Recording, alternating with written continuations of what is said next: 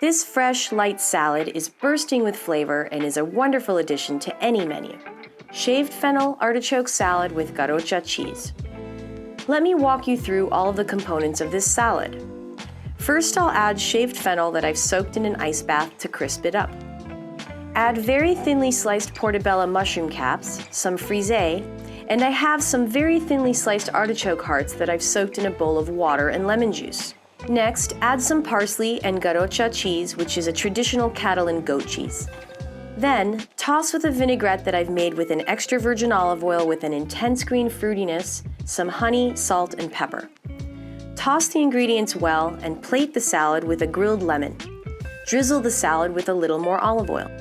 And there you have it, Shaved Fennel Artichoke Salad with Garrotxa Cheese.